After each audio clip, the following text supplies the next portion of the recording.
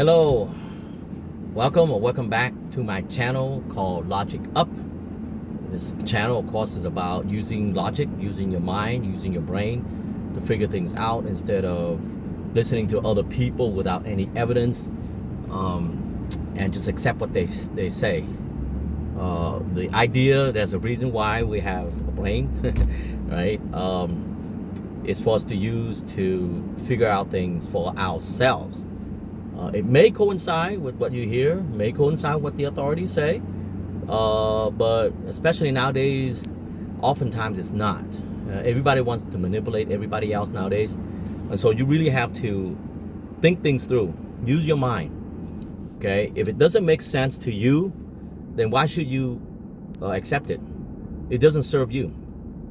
So that's the point of my channel. I don't expect you to believe everything I say. But I do ask that you use your brain to sift through the information and decide for yourself instead of just accepting just because it sounds good or whatever it is. Okay? The subject for today is, why is it immoral for you to invest in real estate? Okay? I know this will be very controversial. A lot of people are going to hate me for it, especially those who have been successful in investing in real estate. You guys are going to be mad at me. But let me tell you why, okay? And again, I use logic and evidence and all that stuff. It's not just my opinion, okay? Why is it immoral, okay, to invest in real estate? Okay. This is a capitalistic society, right? We're here to make money, okay, to survive, bottom line, all right? And some people don't really care how that affects others as long as they make money. And I take exception to that because I give you evidence after evidence that it always comes back to you. It's always going to affect you negatively if you do that. We are humans after all. And the law of the jungle, despite what Charles Darwin claimed, is not what humanity is all about. In fact, if you take that too far, the law of the jungle, you actually become destructive and you destroy humanity, destroy life, destroy earth and everything else. Okay? But back up to what I was saying. Why is it immoral to invest in real estate? If you have a little bit of money, okay, and you want to grow your portfolio, you want to, be financially more secure, why can't you buy a home and invest and sell it and flip it, whatever, right? And then sell it. Why is that wrong? Well, am I jealous? Okay. Here's why. Okay. Up till the last, 10 years or so, and for a long time, real estate has been used primarily for living in, personal property. I'm not talking about commercial property. I'm talking about homes, houses. Okay. And it's used as a kind of a forced savings, right? So let's say your parents bought a home a long time ago when they're young. And they live there, for years and years and decades. And maybe they trade up, once or twice. And then when they reach retirement age, they have a nest egg because that house had by now appreciated in value so that they can either stay there, okay, and refinance to cash out the money to retire in, or to sell the house and move into a smaller place once they become an empty nester, right? They call it empty nester. Nothing wrong with that. That's been done for ages. In fact, that's one of the ways that people were able to retire without being thrown out in the streets, okay? That's not immoral, okay? That's normal because it takes a long time for the house to appreciate in value, and as a result, the economy is not thrown into a tipsy-turvy kind of situation like in the past few years. Now, speaking of past few years, you're looking at people and corporations, actually, big companies, Wall Street type companies like BlackRock and Open Door and even Zillow got into corporate buying They use Wall Street money, investor money, to snatch up a lot of homes. They flip it and they jack up the price, and they either rent it out with a much higher rental price, or they jack it up and they sell it for a handsome profit. The problem with that is, what it causes is it caused the housing price to keep going up and up and up and up and up, artificially going up. The worth of the house is not based on the price, is not based on the worth of the house. Historically, the worth, the value of a house is based on location. Okay, location primarily, because people have to get to work. Okay, so the closer the house is to the primary employer, the primary areas of employment, then the house is more valuable. Now, here's the thing. A long time ago, a few decades ago, that plays out, in a sense that, when your parents were younger, for example, they bought a house out in the boonies, so they pay a lot less for it. But as progress happened, businesses come in and they grow the city, and they grow it out further and further and further. All of a sudden, you have businesses that can support the jobs, and all that stuff. So all of a sudden, over time, your parents' home become more and more valuable, went up in value, went up in price. Why? Because it's closer now. Now it became closer to employment, because back then the corporations were not there. Okay, but now the corporations are there to hire, and so the housing prices around goes up, and your parents by then are in their retirement years, and so they sell the house and make a handsome profit, and then they retire in Florida or some cheaper place, and they live well into their retirement. Okay, but now that's called an organic growth. Okay, organic growth. That means the market grows unabated, unpumped. Okay, it just grew that way, where businesses pop up and corporations pop up because of the demand of the market for whatever it is. It could be computer programming, it can be manufacturing, it can be what have you, restaurant, service, or whatever. Okay, those are what you call organic growth. It takes time. Okay, so then the house goes up naturally, in a natural growth. Okay, in a free market. But with flipping, it's not natural. Flipping has nothing to do with the demand of the house, other than it's a Ponzi scheme, basically. If you look at the definition of Ponzi scheme, you will know the Ponzi scheme is a mechanism or situation where the price of a commodity, whatever it is, goes up based on the demand of the subsequent investors. Okay, so if a lot of investors demand it, then the price goes up. Now, is the commodity inherently valuable, more valuable? No, nothing's changed except for the hype. The hype caused the commodity to go up. Unlike before, where, let's say, back to the example of your parents' house. Your parents' house was out in the boondocks where nobody were around back then. But then X corporation moved in and they created jobs there. And so that organically grew the economy there. There are jobs, money to be made, income. So therefore, people more able to afford a higher price home, and supply and demand, the law of supply and demand. There's more demand, right? And there's less supply because now the area, is saturated with homes, and they're not building much more, and so the price of each house goes up. Okay, that's a natural progression of the market. But by flipping, what you're doing is you jack up the price of homes artificially. Okay, what does that do? Well, what it does is it jacks up the price so high that it went beyond the affordability of the local people. Okay, what did they do to deserve that? Nothing. They just work as they always do. But yet the house went up so high, the housing prices went up so high that some of them can't even afford to live there anymore. So what they do? Well, they move out. They move further away. You might say, well, they just move. What's wrong with that? Well, guess what? They move to another state, for example, right? Well, if so many of them move to another state, the area in that state goes up in price too. And guess what? The local people there are priced out of a home there too. It's not a solution. You see, people don't understand that, you know? You don't understand that. So then what happens? Let's say, give you a real world example, you know, from California here, for example. A lot of people from California in the past few years have moved to Texas, for example. Okay? Small town Texas. Now they jack up the price there, where the price used to be $120,000, $150,000, $200,000 for a home, which is pegged to the local economy and the local salary. Now all of a sudden you get a bunch of Californians move to that area and jack up the price to like $400,000, for example, but the salary of that local area is still the same. Okay?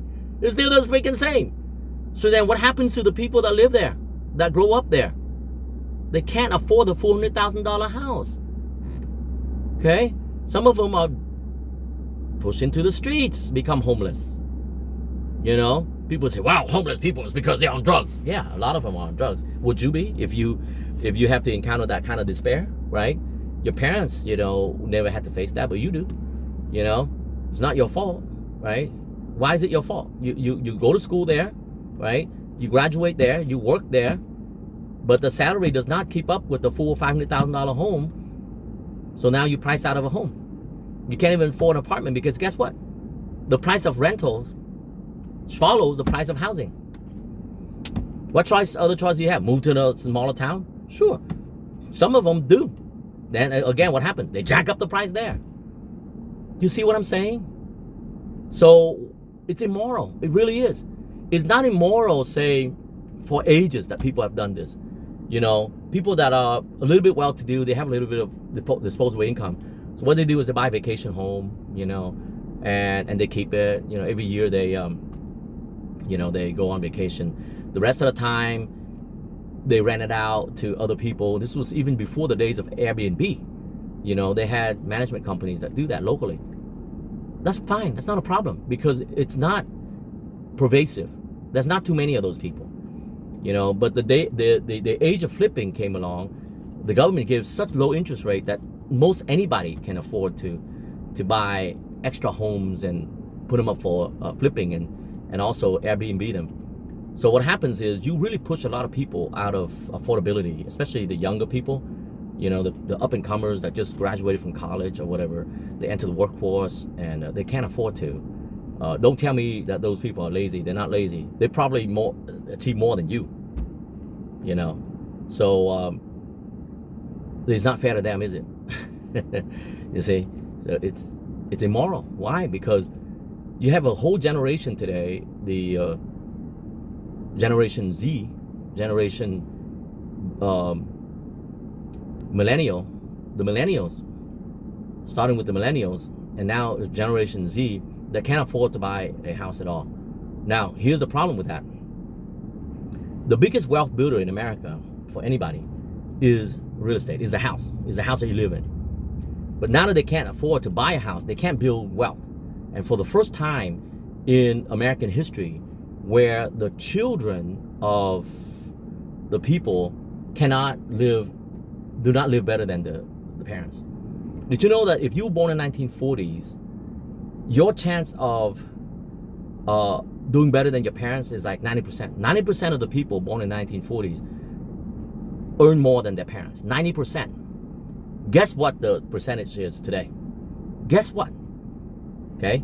If you're born, say, in the 1990s, okay, and you are now entering the workforce, okay, with as a professional. I'm not talking about doing McDonald's while you're in high school, okay, but have your real career job, okay, long-term career, okay.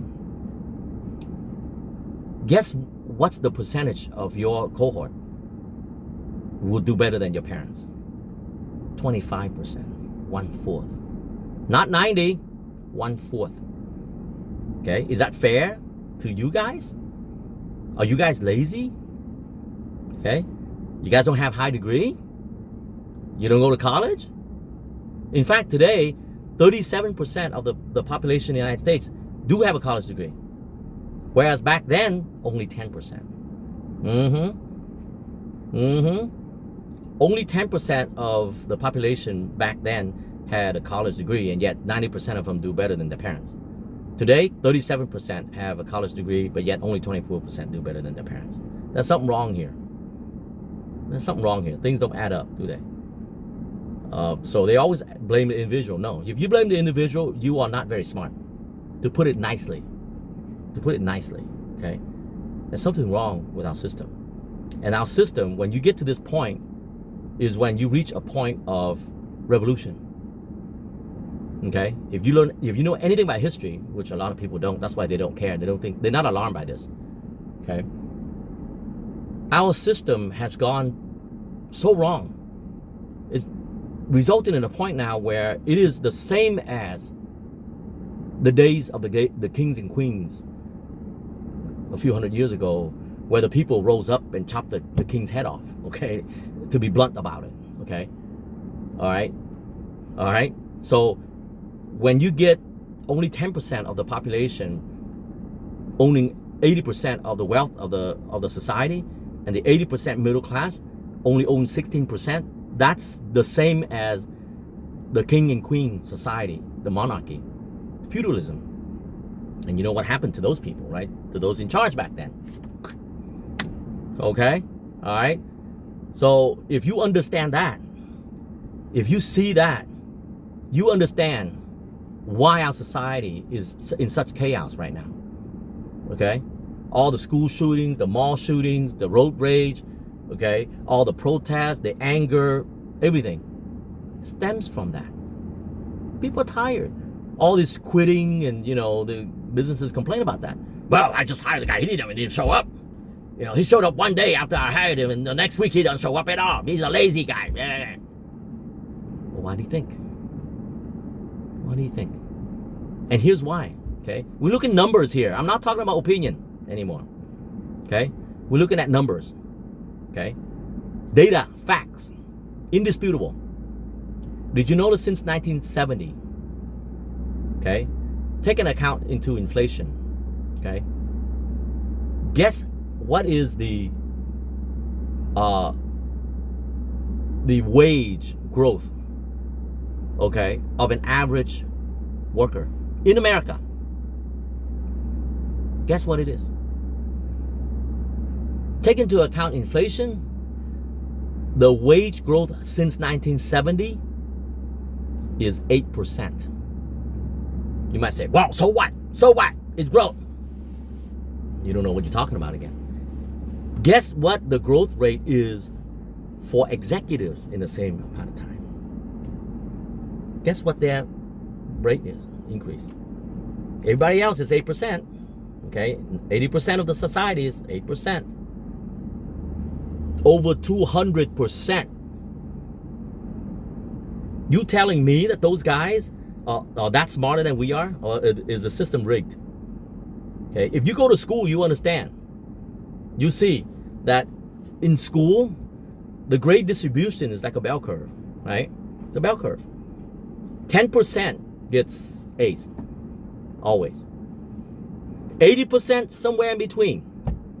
10% at the bottom always get F's.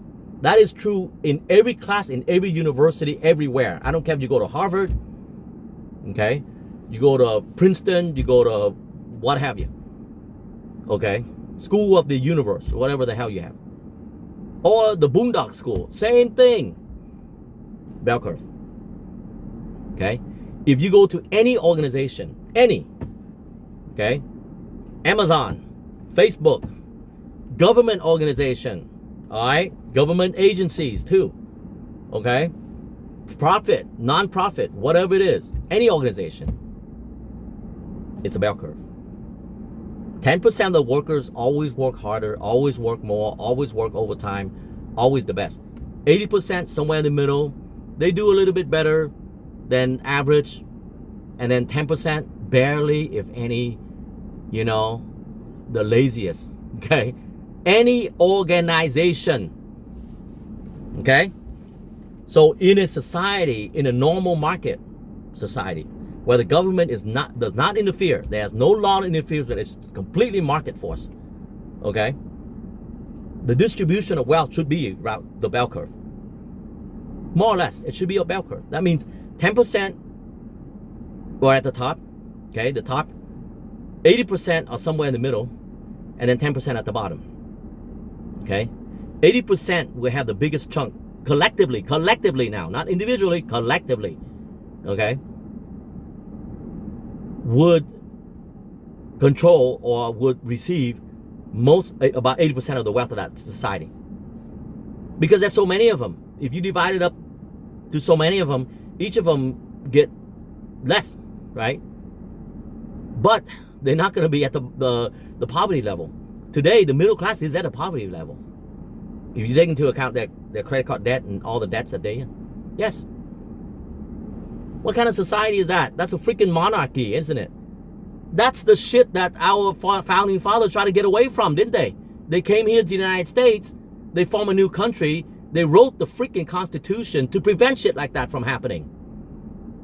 But 200 some years later, it still happens. It's rigged. It's rigged.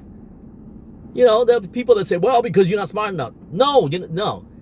You're not smart enough for saying that. You never went to college if you say that. Or you went to Boondock College somewhere, a very low IQ, you know, if you think that. Because the normal distribution should be a balanced distribution. Okay?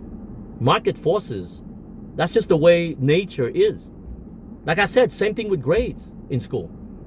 How do you explain that? Grades. All right? 10% of the students always get higher grades. Okay? Naturally. Nobody manipulate that. All right? 80% of the student gets B's and C's, somewhere in between. Some get B plus. And then you get the bottom 10% that always get F's and D's.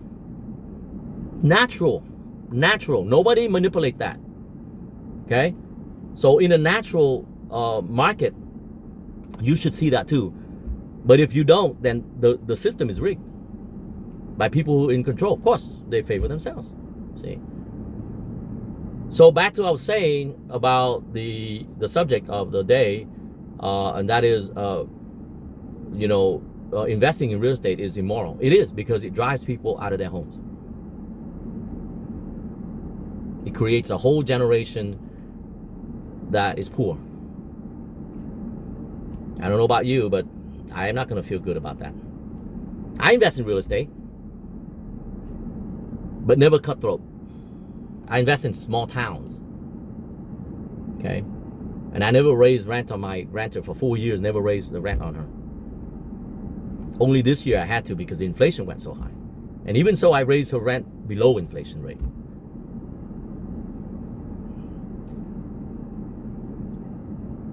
Immorality always comes back to you. Here's how. I find it very funny that people don't see the connection between their behavior and the problems that they encounter later. I hear a lot of people complain in Southern California here about the homeless problem, right? They don't want to see it, basically, even though they want to say things that are politically correct to make them look like they're not an asshole, they're not a jerk. But I know they don't like homeless people. Nobody does, really. I mean, admit it, okay? Nobody likes to walk by and see stinking people around. All right? I'm going to be truthful here, okay? You too. Don't deny it. Because if you deny it, you're wrong twice. Once for looking down on people, once for lying about it. At least I don't lie about it. Okay? Now, I don't look down on the homeless, because I know the system is what caused them to be that way. It's not them. Because I know a lot of them. You know, there's this family a few years ago. Okay? They're ethnic families. Just came over, I think, from Laos or something like that. Okay? Both parents work menial labor jobs, trying to make it in America. You know, not a problem. That's normal. Okay, my parents had to do the same thing when they came over to the United States back in 1975. Okay? Not a problem. They're great people. They couldn't afford the rent because the rent went too high. So what did they do? They ended up living out of their van. Okay, two kids, two parents working all day. Okay? So what did they do? At night, they parked their van behind like a Walgreens or Walmart or something like that, right? Well, one night it got so cold here in Southern California, it was very unusually cold. So they had to turn on their engine for the heat. And guess what happened? They all died from carbon monoxide poisoning. When I read that, I literally had tears in my eyes. I literally had tears in my eyes. It doesn't have to be that way. These people are good people, man. In the morning, both parents went to work. They took their kids, dropped them off at school, and both of them went to their respective jobs. They're not on drugs. They don't take drugs. So this notion that homeless people, all of them ended up there because they take drugs, is narrow-minded, especially nowadays. Nowadays, there are a lot of people who became homeless, and they were prominent people. If you look at the internet, go search. They interviewed lawyers, former lawyers, that's been in the business, the law business for 35 years, and he became homeless because of medical bills that he had to pay for his mother. We got mathematician, statistician, engineers. We got medical students that became homeless. You gonna blame on those guys? You're gonna say that they're lazy? You're more lazy than they are, most likely. Most likely. Are you a doctor? Are you a lawyer? You went to law school? Really? So, no, I don't accept that. Okay, the system is rigged. And it's time we realize that. The first thing to change is to realize that there's a problem. Okay? If you don't realize there's a problem, you cannot change. That's the first step. And most people are not even at the first step. They deny it. They deny it completely. And I'm sick and tired of people who deny the truth. I'm about the truth. If you can't do something about it, admit it. Okay, well, I know that's the truth, but I'm not in the position to do anything about it. Well, if the fact that you realize it, you are doing something about it. Because you realize it, you understand. So guess what? Once you understand in your mind, you're not likely to partake in activities that would result in the worsening of that. If you see that by buying up homes and flipping them would cause that, you wouldn't be doing that. You rather invest in the stock market, which is moral. Think about it. People who invest in the stock market and lose money, nobody forced them to do that. So they take a risk. If they lose that, oh well, you took a risk. You know you could lose. Nobody forced you to do that.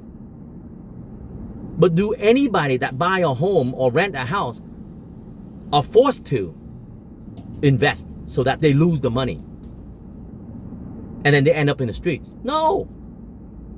Now the people that actually invest, they lose money. Well, that's their problem, right? Just like the crash of 2008. I know a man that did that. He ended up now, still today, he's trying to recover.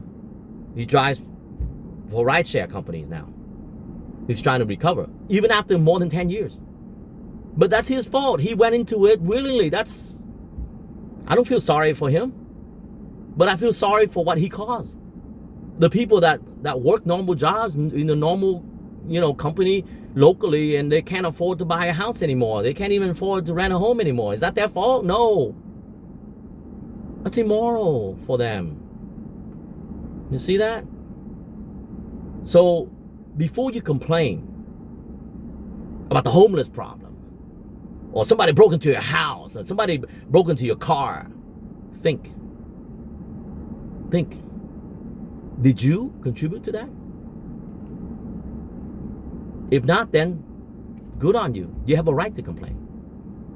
But you have especially a right to complain the cause of that, the root cause of that. Because guess what? If you don't fix the root cause, you're not going to fix the problem. Right? That's why the problem's not fixed. People don't recognize the root cause.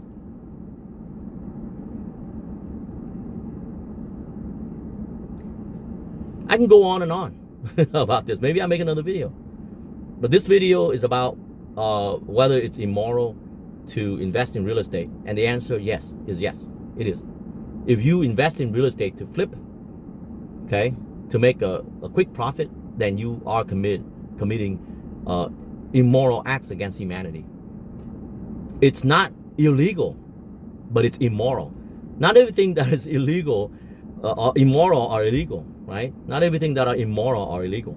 You can do things perfectly legal, but it's still immoral. Immoral is what? Immoral is destruction, right?